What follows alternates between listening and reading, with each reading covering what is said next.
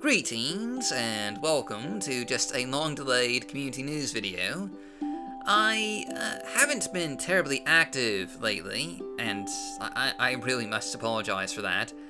As I've mentioned in the past, I do deal a lot with seasonal depression this time of year, and in addition to that, I've just been really tired of late. Though I suppose fatigue and depression, they do kind of go hand in hand, don't they? Let's not dwell on all that. There's been a lot of major developments in the modding community, so, let's focus on the good news. Though there is also a bit of bad news, which we'll go over later. But first and foremost, as of October, the Morrowind Modding Community has once again surpassed 1,000 new mods released in the 2021 calendar year, officially hitting 1,040 new mods by the end of October, and unofficially, as of this writing, we're at about 1,100 new mods for the entire year, making 2021 the third year in a row that the Morrowind Modding Community has surpassed 1,000 new mod releases, after 2019 and 2020. Prior to that, the highest number of new mod releases in a single year for the period between 2010 and 2020 had been 749 mods released in 2018. Notably though, 2021 does represent a bit of a normalization of the community's growth. After the rapid pace of new mod releases in, especially 2020. Overall, current estimates based on the community's activity thus far suggest we'll hit about 1,200 new mods released for the entire year by the end of December. A notable decline from the peak high of 1,361 mods released in 2020, but that's still noticeably higher than the 1,032 mods released in 2019. And, given the extended period of quarantine and the pandemic, I imagine that 2020 was just, kind of an outlier in terms of growth, just due to people having more time on hand to actually mod. But, anyway, taking a look at activity just throughout the year so far, once again, the springtime months of March, April, and May were the busiest for the community, with May, once again, for the 6th year in a row, being the biggest month of the year for just, new mod releases just in terms of raw numbers, accounting for 268 total new mods. Somewhat surprisingly though, July has, so far, been the low point for the community this year, with only 69 nice mods released. And I don't even know why I said nice. I don't even really get the meme necessarily. I've got a bit of an ace brain, right? How does 69 mean that? I mean, who decided that? Why? I'm getting off track here. Getting back to what I was talking about though, I'm not really sure how to explain the low numbers for July. Normally, the summer months are actually the second, busiest season of the year. And looking back over the past 6 years, typically the low point is sometime in the fall or winter. A bit of a mystery that, but I guess, it might be due to that, after the vaccine finally becoming widely available, perhaps people just wanted to get out and enjoy the summer a bit instead of staying in to mod? That's my theory, anyway.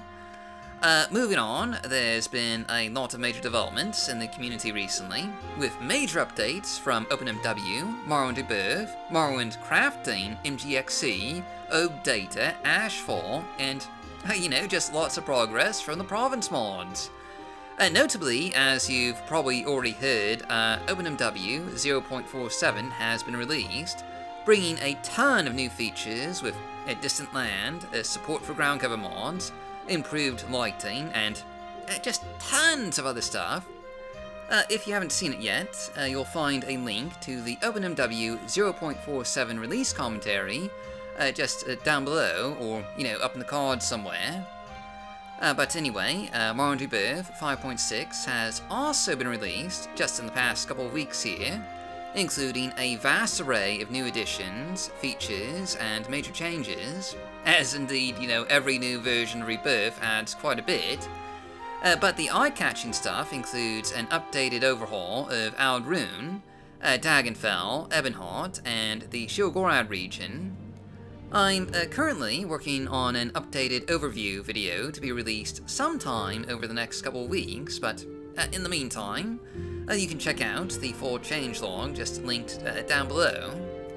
In somewhat more exciting news though, after years of development, Drac and Dakota have released the beta version of Morrowind Crafting 3.0, bringing MWC Lua functionality to this legendary mod, along with just tons of new crafting mechanics and features, including 9 new skills such as woodworking, cooking, fletching, sewing, crafting, mining, smithing, metalworking, and masonry that allow you to build everything from just the smallest wooden chests to pottery, fireplaces, armor, baskets, arrows, and just so much more.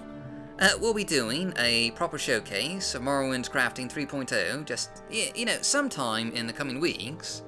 But in the meantime, I believe Danae actually has already covered some of these features in her interview with Drac and Dakota, a link to which you'll, again, find just down below. On a similar note, there have been a number of just major updates for AshFall, the camping survival mod by Morrowind, just throughout this year, adding all sorts of things from improved cooking menu functionality to new items, accessories, and just other camping-related features.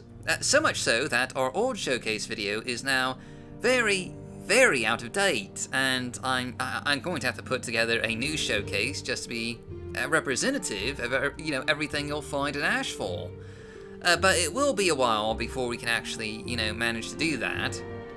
But anyway, there's also been a ton of major updates for MGE XE, adding a new and improved lighting shaders, which you've probably noticed in our videos, fixing the interior world cell distant land bug, and just a ton of other things. Data has been providing even more assets for modders to utilize in their mods, and of course, Terry Built has a number of progress reports posted on their website, and I've linked to those down below. And I do want to just highlight something real quick. Danae has been hosting interviews with modders recently, both in a live-streamed audio format and in a written format.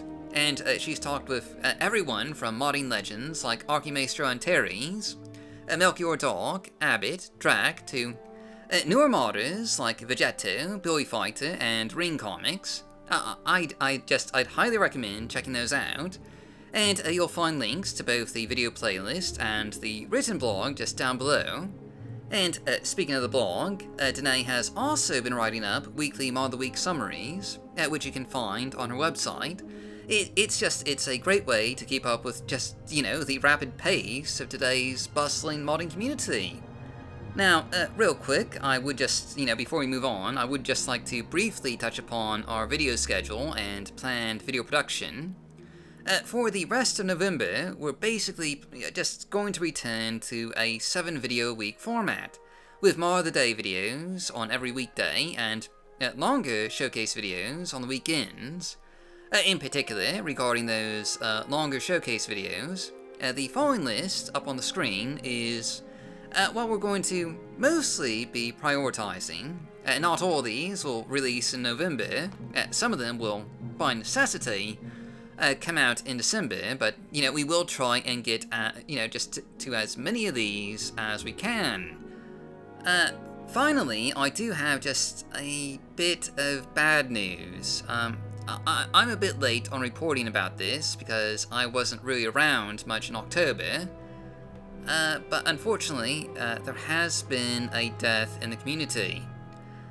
Jack, the author of Jasmine, one of the most fleshed out companion mods for Morrowind, as well as the companion mod Morte, and the host of the modding website Wolflore, has sadly passed away from COVID-19 back on September 30th. honestly, this is a bit of a shock. Jack has been a member of the modding community for well over a decade, and a pillar of the Great House Fligerty forums. We've even interviewed him for Morrowind Modding interviews in the past.